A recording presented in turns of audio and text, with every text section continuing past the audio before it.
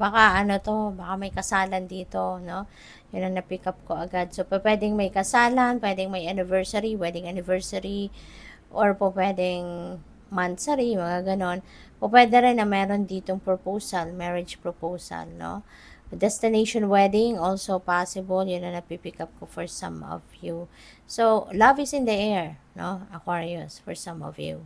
So, what else? We have stand still. Ayan. So, maybe now is not the time for you to take action towards whatever, no, na siguro pinaplano ninyong gawin sana. So, wag muna, no? Mag-isip-isip muna kayo, pagplanuhan niyo muna 'yan. Wag muna kayong tatalon into something na hindi ninyo pinagplanuhan. So, yun ang napipick up ko dyan, na kailangan muna ninyo na siguro ihanda ang inyong sarili, pati na rin yung resources na kailangan ninyo or other things na kailangan ninyo.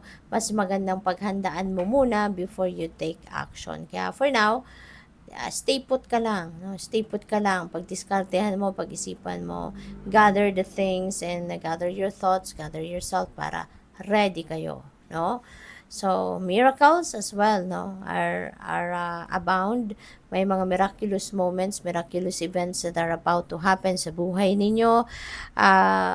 This could be answered prayers, no? This could be anything. This could be iba-ibang blessings ang pwedeng dadating sa iyo na hindi ninyo sukat akalain, no, na pwedeng mangyari, pero yan ay mangyayari. So, this is huge, no? There could be huge blessings coming your way sa ngayon, Aquarius. Okay? So, what else? We have number 56, obstacles. Ayan. So, maaaring may mga pagsubok, no, na maaaring dumating sa buhay ninyo sa ngayon. Maaaring may mga pagsubok na po pwedeng kinakaharap ninyo sa ngayon. Pero huwag kayong mag-alala. Lagi ninyong isipin ang positibo. Lagi ninyong isipin na hindi ibibigay sa iyo ang anumang problema o anumang pagsubok kung hindi mo ito kaya. Diba? Kasi kung ano lang ang kaya natin, yun lang ang binibigay sa atin. Okay? Kaya, kung nakikita ninyo, napapansin ninyo yung card, madilim ang paligid. So, those are your obstacles, no? Nandiyan dyan yung problema. Pero tignan mo, may butas, no? Pumapasok ang liwanag at unti-unti nababalot na kayo ng liwanag. So, ibig sabihin nito na kahit papano, naiisip nyo na ngayon, ano?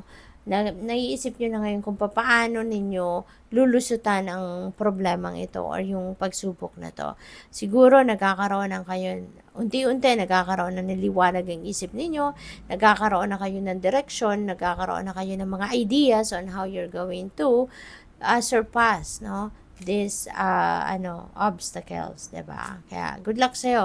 One day, one morning, no. Talagang ma-realize ninyo or makikita